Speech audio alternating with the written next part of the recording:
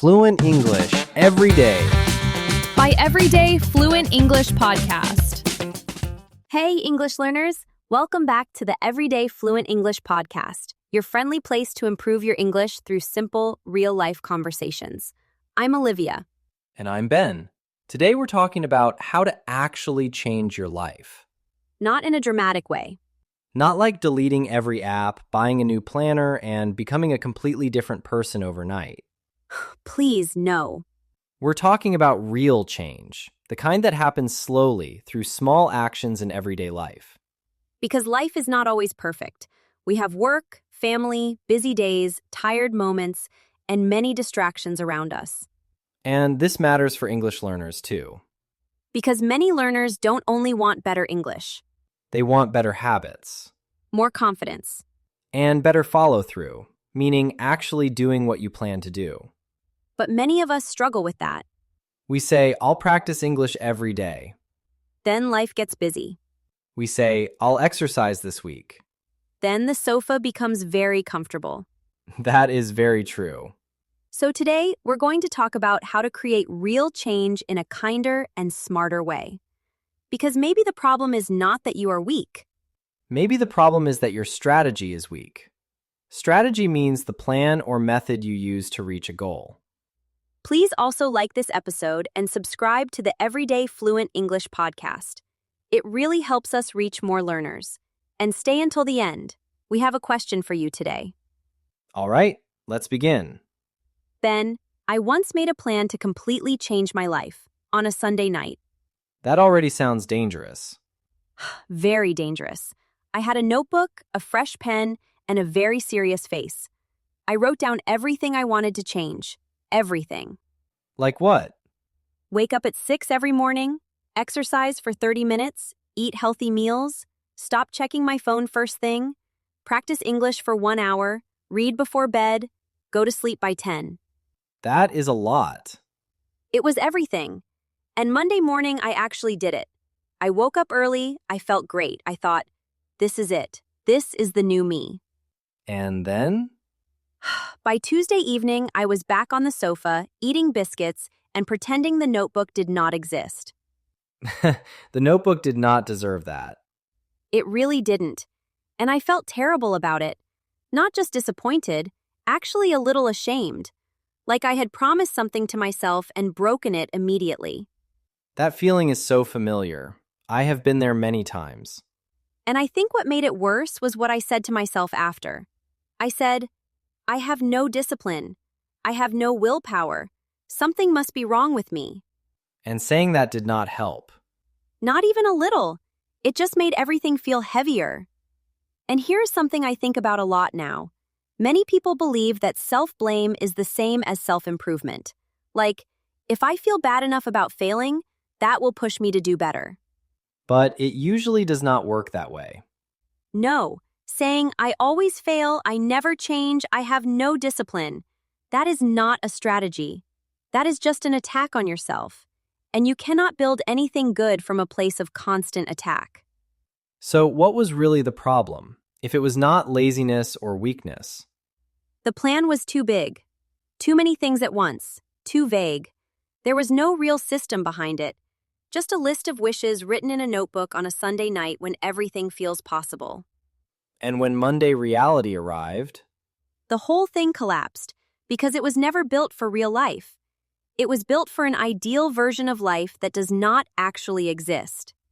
That is such an important point. We make plans for our best self on our best day, but we have to live as our normal self on a normal day. Exactly. And normal days have interruptions, tiredness, unexpected things, bad moods. A plan that cannot survive a bad Tuesday is not a real plan. So what should we do instead? Because people do genuinely want to change. That desire is real. The desire is completely real, and it is not the problem. The problem is the strategy, or the lack of one. So instead of asking, why am I so lazy? Ask, what is my barrier? Barrier means something that blocks your progress or makes things difficult. Right. And the barrier is different for different people. Maybe it is fear. Fear of failing. Fear of looking silly. fear of trying and not being good enough. Maybe it is confusion. You do not know where to start, so you do not start at all. Maybe it is just tiredness. You genuinely do not have the energy at the end of a long day. And once you name the barrier, you can actually do something about it. Exactly. If the barrier is fear, start somewhere private and safe. Repeat one sentence from a podcast out loud when you are alone. Nobody is watching, nobody is judging. Just you and the words. And if the barrier is confusion, make the first step so small it feels almost too easy. Not, I will improve my English today. That is too vague.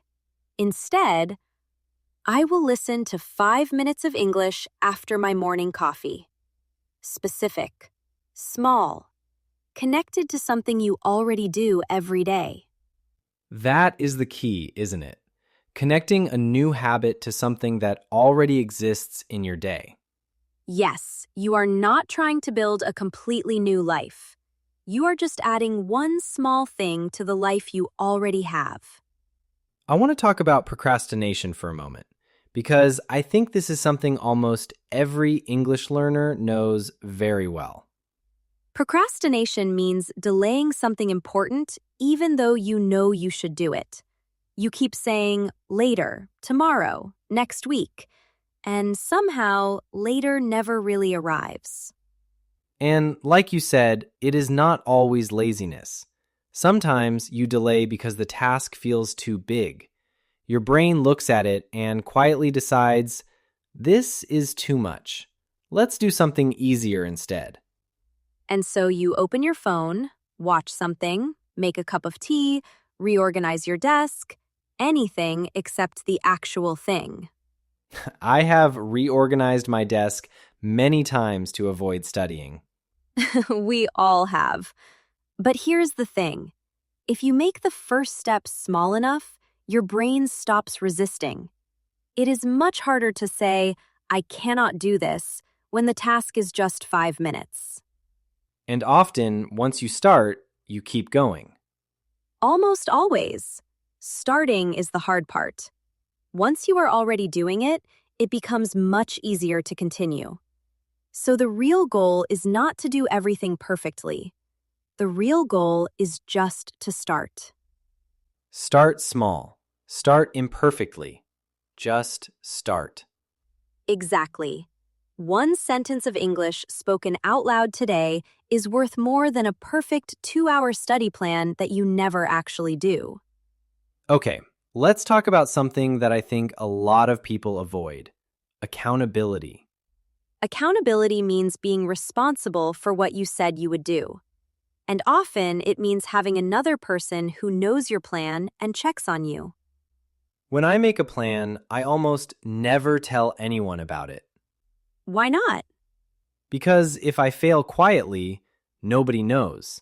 It stays private. It feels safer that way. Safer in the moment, but also lonelier, and much easier to give up. Yes, when someone else knows your plan, everything changes a little. It is no longer just a wish in your head. It becomes something real, something you said out loud to another person. And accountability does not have to feel like pressure. It can just be a friend who asks, "Did you practice today?" Or a study partner who checks in once a week. Or even writing your plan in the comments of a podcast, because then other people have seen it. That is actually a really good idea. And the important thing is, accountability should be kind. Not, you failed again. More like, how did it go this week? Let's try again. Support, not shame. Always support, not shame. So, say it better time. Because the words we use when we talk to ourselves really do matter. They matter so much. I have no willpower. That sentence is very final. It sounds like a permanent truth about who you are. A better sentence is, I need a strategy that does not depend only on willpower. That points to the method, not the person. Exactly. I always fail when I try to change. Better sentence, my old approach has not worked yet. I am still learning what works for me. That keeps the door open. Something always stops me. Better sentence, I need to understand my barrier. And then name it specifically. Fear, tiredness, confusion. Once it has a name, it becomes something you can work with. I keep delaying everything. Better sentence, I need a clearer first step so I stop procrastinating. And finally, nobody checks on me, so I always stop. Better sentence, I need more accountability. And then find it. Tell a friend. Write it in the comments. Join a group. Better words help you move forward instead of staying stuck in the same place. Now, our community question. What is one thing you want to change in your life right now? Share your answer in the comments in English. Even one sentence is enough. Remember, change comes from small choices. You don't need a perfect plan, just a realistic one. Start again after a bad day, adjust your plan, and keep moving forward. That's real change. Thank you for being with us today. Take care, everyone. Bye for now.